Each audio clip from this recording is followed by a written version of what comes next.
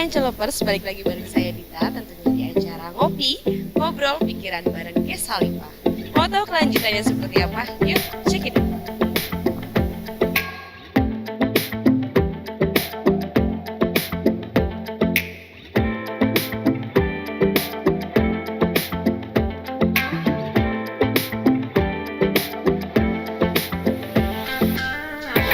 Assalamualaikum warahmatullahi wabarakatuh. Jumpa lagi dalam acara Ngopi Ngobrol Pikiran bareng Ges Halifah.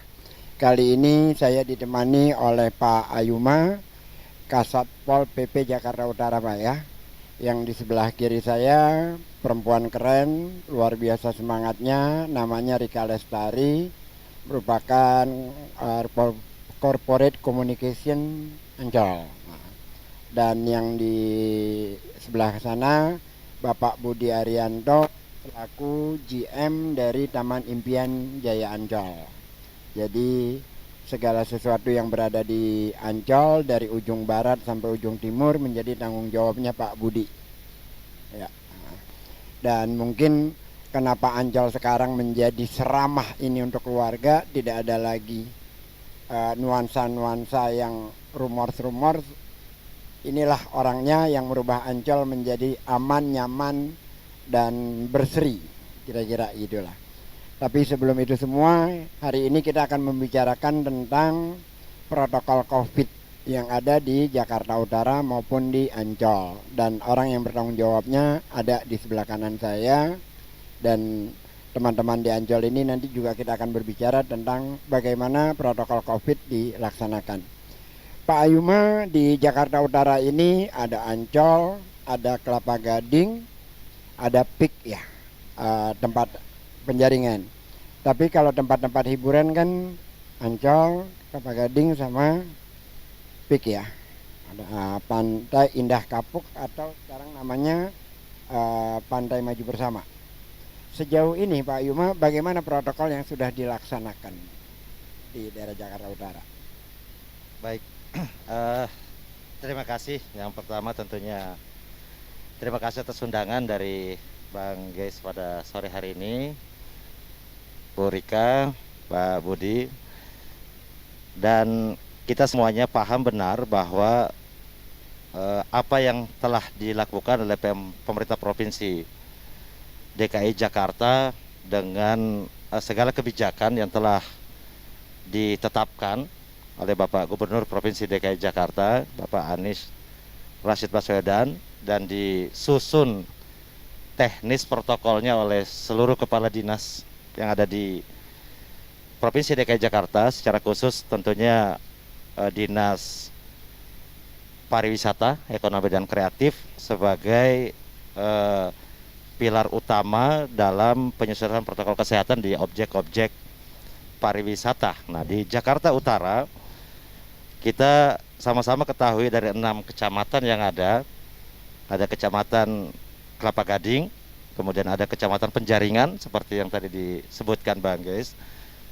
Di sana ada Pantai Indah Kapuk atau Pantai Maju Bersama, Golf Island. Lalu kemudian di 4 kecamatan yang lain juga ada banyak objek-objek yang menjadi tempat warga berkumpul untuk aktivitas-aktivitas sosial, termasuk di Ancol. Ancol ini berada di Kecamatan Pademangan, Jakarta Utara. Nah, seluruh langkah-langkah yang telah diambil oleh dinas-dinas yang berkompeten utama, terutama pariwisata, ekonomi kreatif, ini telah disosialisasikan dan memang dalam seluruh kebijakan Satuan Polisi Pamong Praja berada pada garda yang boleh dikatakan paling terdepan dalam berupaya mensosialisasikan dan merubah perilaku warga. Sejauh ini Pak Yuma, mengenai perilaku warga terhadap COVID ini sudah lebih baik atau bagaimana Ya, sosialisasinya? di awal ya kita sama-sama ketahui sejak bulan Februari Maret ya sampai April 2020, di mana upaya-upaya besar kita lakukan untuk merubah perilaku dengan banyak penindakan-penindakan untuk mensosialisasikan protokol kesehatan kita Kita sama-sama paham ada bagaimana warga bisa merubah perilaku dari yang tidak biasa menggunakan masker sehingga harus setiap keluar rumah memakai masker, lalu membiasakan warga untuk bisa selalu tidak berkumpul lebih dari 4 orang di luar unsur keluarga internal, ya, dengan jarak yang terjaga. Lalu kemudian bagaimana bisa menjaga perilaku hidup bersih dan sehat. Kalau di tempat-tempat hiburannya ada yang ditindak? Selama ini cukup banyak yang kita Sudah lakukan banyak? penindakan Mana saja tuh? di objek-objek wisata yang ada, terutama di kafe misalnya, aturannya pun sudah sangat ketat, ya, maksimal jam operasional sampai pukul 21 Karena sehingga kan semuanya begini kita ya, lakukan. kalau saya membaca di berita, DPRD mengecam Dinas Pariwisata DKI tidak melakukan tindakan. Lantas tidak lama kemudian dari Dinas Pariwisata memberikan jawaban, gitu kan ya. Sebenarnya yang terjadi seperti apa sih? Apakah memang ada pembiaran atau DPRD-nya yang melihat satu tempat terus mengeneralisasi secara keseluruhan atau gimana Pak Yuma? Secara umum Dinas Pariwisata Ekonomi Kreatif telah mengeluarkan banyak kebijakan, terutama di tempat-tempat wisata yang ada. Ada keputusan surat edaran 259, ada surat edaran Secara tindakannya 399, dieksekusi ada oleh 400. Nah, seluruhnya memang penegakannya berada pada Satuan Polisi Pamung Praja, dan data yang kami miliki setiap hari, termasuk hari-hari yang mungkin unit-unit lain sedang berlibur, Satuan Tetap PPM kerja. melakukan penindakan. Dan seluruhnya kita lakukan setiap hari. setiap hari. Setiap hari Dan operasi kalau yang salah ditindak.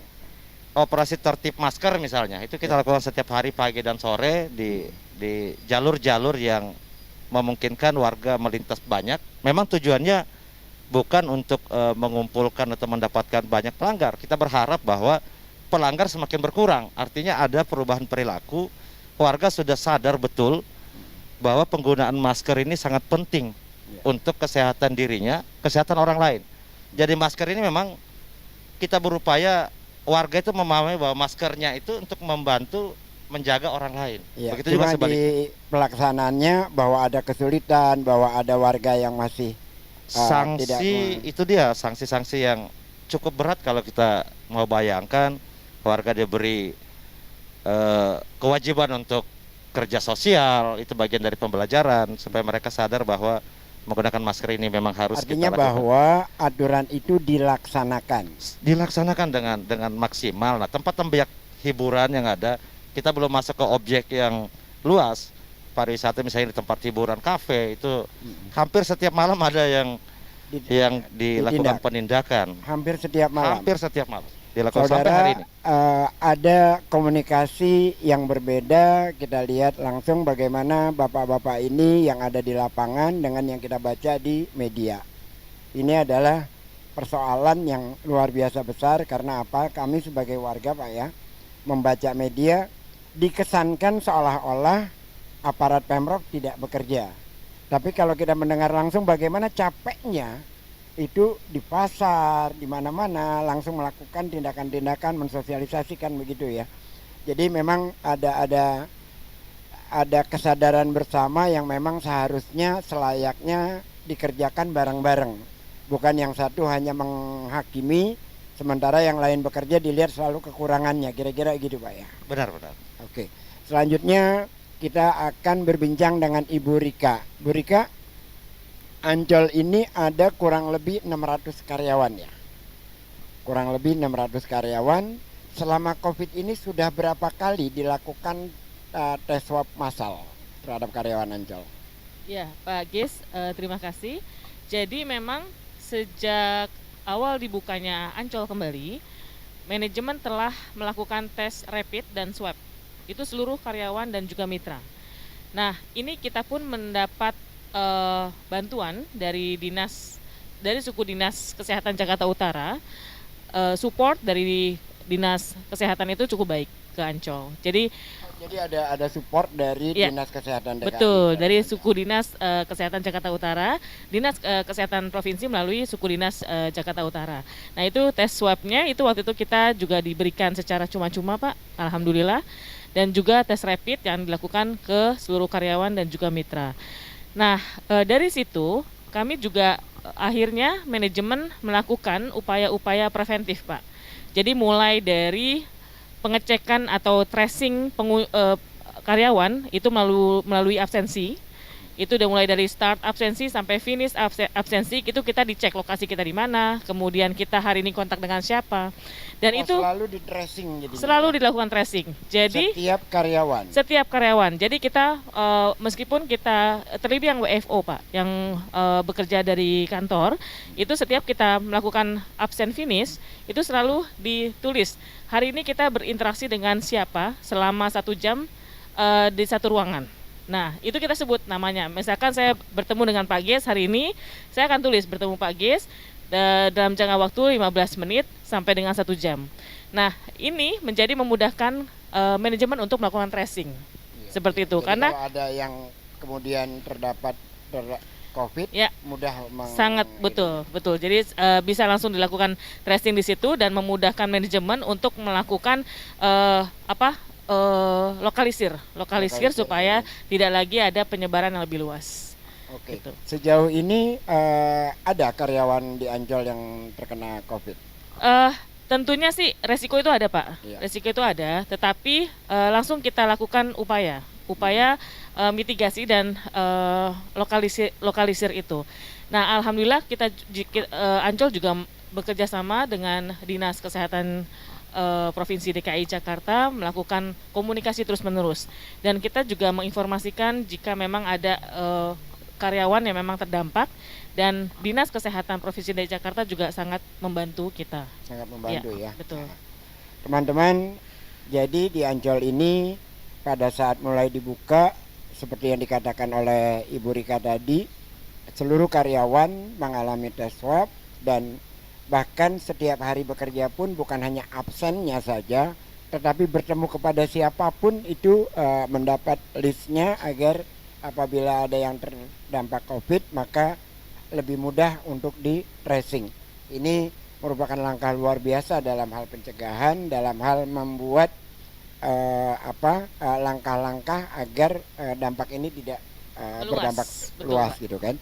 Selanjutnya kepada ini orang yang selama ini lumayan pusing, jadi saya ingin cerita sedikit.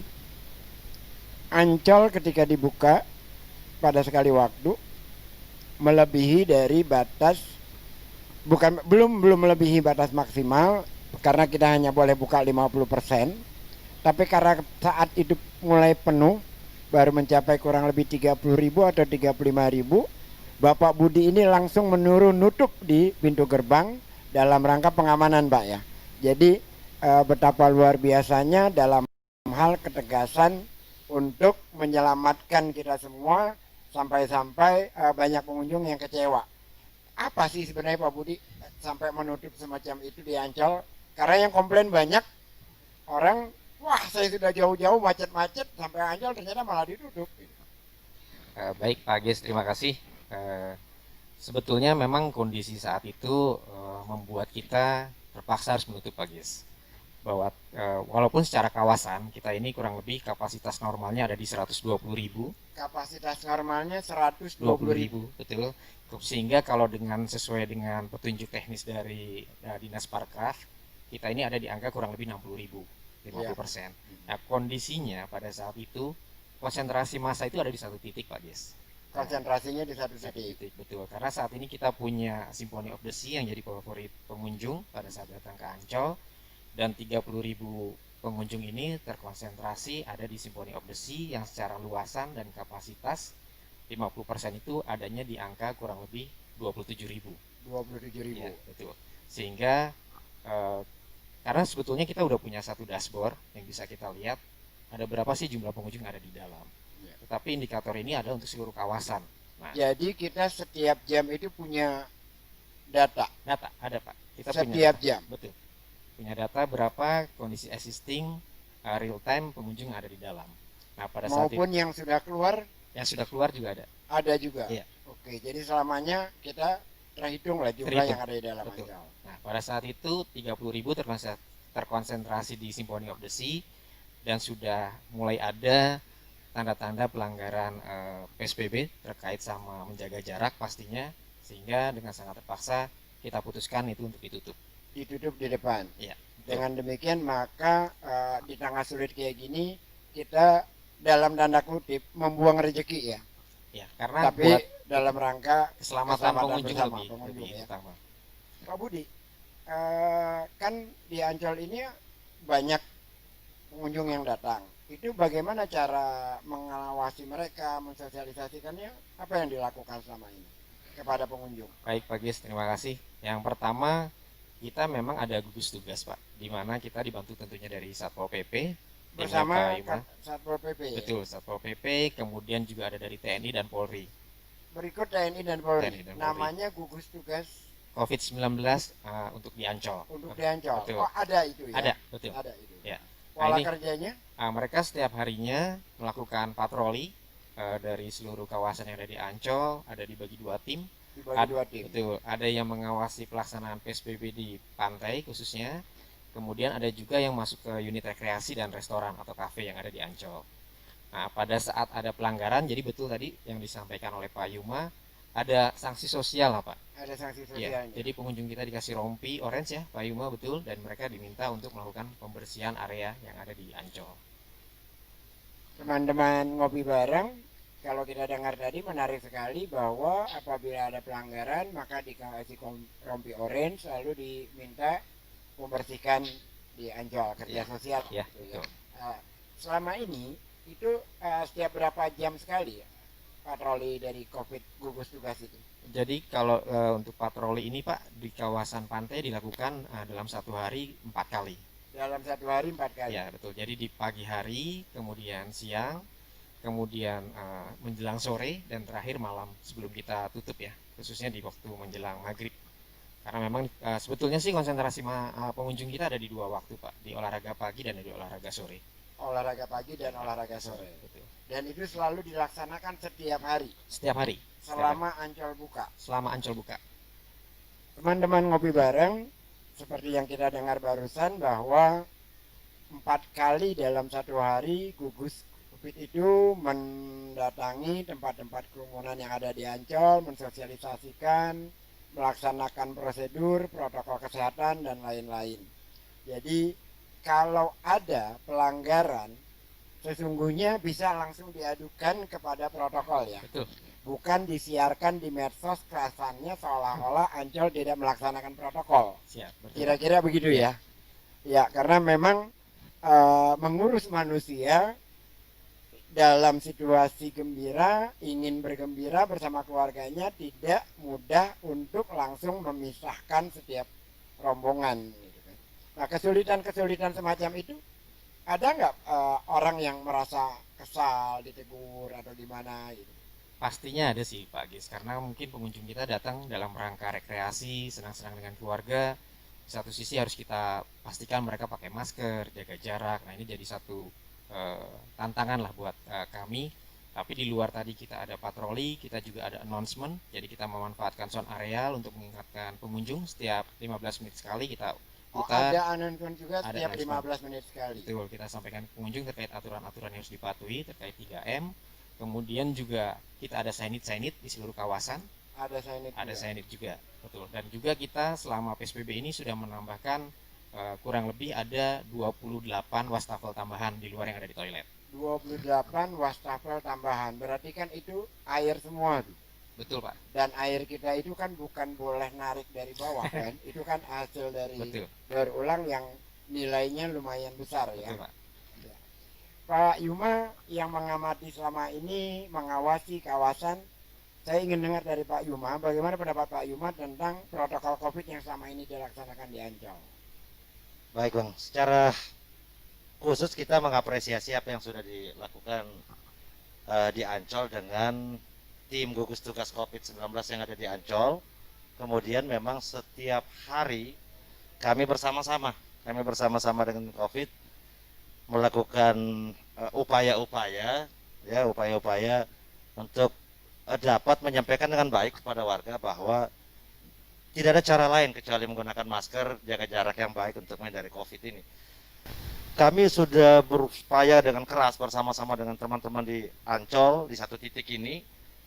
Ya, kami berharap bahwa warga benar-benar segera sadar bahwa apa yang dilakukan ini bukan untuk gagah-gagahan, tapi untuk upaya menghindarkan warga dari terpapar dari COVID ini. Gitu. Nah, hal-hal yang telah kita lakukan untuk Satpol PP, tim kami selalu ada 2 shift, karena ini Ancol memang menjadi tempat pilihan terbaik dari warga untuk berkunjung selama sudah dibuka. Tetapi memang pembatasan yang sangat ketat ini juga harus ditaati. Tata cara pembelian tiket yang melalui online itu sangat membantu.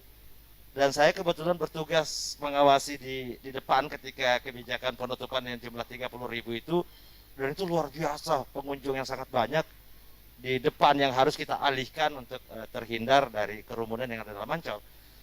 Dan itu konsisten kita lakukan bersama sampai hari ini. Nah, saya berharap di Desember ini, apalagi menjelang tahun baru, saya yakin benar bahwa Ancol ini menjadi pilihan utama, salah satu pilihan utama warga untuk rekreasi. Dan harus kita kuatkan komitmen kita bersama tim COVID Ancol, Polri TNI yang sudah ada, kemudian Satuan Polisi Pamung Praja, untuk kita lebih perkuat. Nah, sanksi yang kita berikan memang sanksi sosial.